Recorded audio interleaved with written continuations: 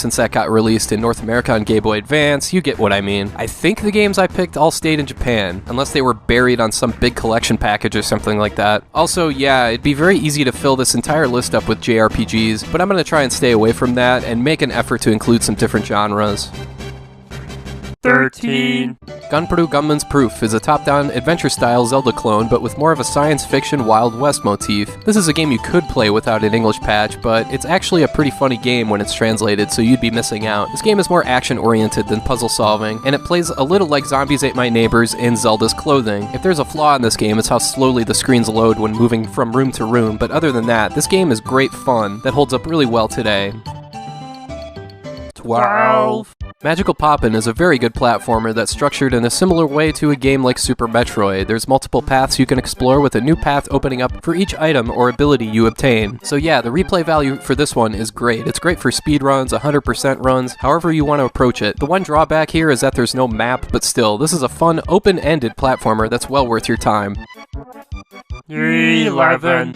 Great Battle 4, a 2D side-scrolling action platformer where you play as SD versions of Gundam, Ultraman, and Kamen Rider. Each character has their own unique characteristic that you can use to get by each level, plus there's tons of overpowered weapons, big explosions, kick-ass music, and it's 2-player co-op. If you like stuff like Mega Man X, then you gotta check this one out.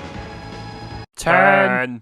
Rendering Ranger R2. This game is freaking spectacular looking, and it's one of the better run-and-gun titles on the Super Nintendo, with the one caveat being that it's really, really hard. This game is worth the effort though, with side-scrolling levels reminiscent of Super Turrican and horizontal-scrolling shoot-'em-up levels. But yeah, the main selling point here is how the game looks. There just aren't any other 16-bit games that have visuals or an atmosphere quite like this. 9. Fire Emblem Seisen no Keifu. Okay, technically I haven't gotten to the Fire Emblem games yet in any of my videos. There are 3 on the Super Famicom that never made it out of Japan. If anything, I hope to tackle these in the 6th edition of the Super Famicom RPG series, but the 4th Fire Emblem game, or the 2nd Super Famicom Fire Emblem game, has really been a pleasure to play. A great blend of tactical gameplay and storytelling. It's a real shame this game never made it anywhere else. 8. Macaro's Scrambled Valkyrie. This is easily one of the 4 or 5 best shoot-'em-ups on the Super Nintendo period, up there with stuff like Axelay, Space Megaforce, and UN Squadron. 3 very different playable characters, all with different speeds and different weapons, but all have the ability to steal enemy ships and have them fight alongside you. The difficulty is tough, but forgiving and fair, so it's accessible to people even if you're not that high on shoot-'em-ups. 7. Gundam Wing Endless Duel is the complete package when it comes to fighting games. It's fast, it's smooth, it looks fantastic, and the fighting mechanics are reasonably easy to pick up. Yeah, this game gets pretty damn hard in story mode as the last few characters are absurdly difficult, but as a one-on-one versus fighting game against a friend, this game is tremendous fun. 6. Super Bomberman 5 is arguably the best Bomberman game ever since it has both the best single-player campaign as well as the best multiplayer options available. There's 9 characters including a Create a Character mode, 10 maps, 3 more that can be unlocked, and all the greatness you've come to expect from 16-bit Super Bomberman, except this time having both a great single-player and multiplayer mode. 5. Great Battle 5. Here's a game that combines the excellent action platforming of Great Battle 4 with a gallery shooter on par with Wild Guns. And yes, this game is 2-player co-op. You just can't beat that. Even better, this is a game where you don't really need an English patch to progress. You can just plow right through, ignore the text, and enjoy the action. Sadly, this cartridge has become a bit pricey, but any way you're able to play Great Battle 5, do it. It's awesome. 4. Live a Live is one of my personal favorites I've discovered since I started this channel project thing. It's 7 different storylines and 7 different gameplay modes that you can play in any order, and they all cleverly come together at the end to form 2 more stories. In one story you're in feudal Japan, in another you're a professional wrestler, another you're a robot where there's no combat at all. This is one of the most innovative games I can remember playing. Definitely check this one out. 3.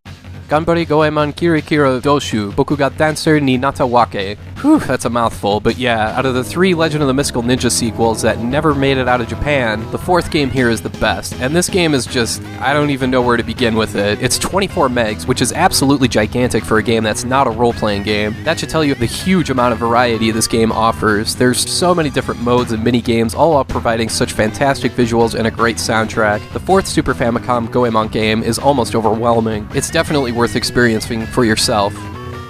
2.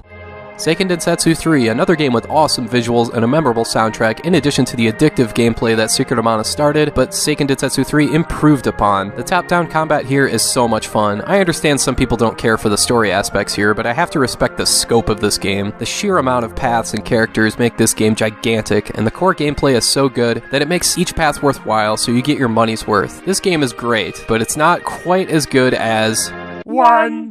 Front Mission Gun Hazard. This game, to put it shortly, is the shit. It's the sequel to the original Front Mission for Super Famicom, but a lot less tactics-centric and much more streamlined to be an action-style role-playing game with a great, engaging story, spectacular-looking battles that let you use experience points to level up your mech unit or Wanzer, and earn money so you can buy more weapons, and customizing these things and making stuff go boom is just so much fun. Also, the music here is composed by the dream team of Nobuo Uematsu, Masashi Hamauzu of Romancing Saga, and Yasunori Mitsuda from Chrono Trigger.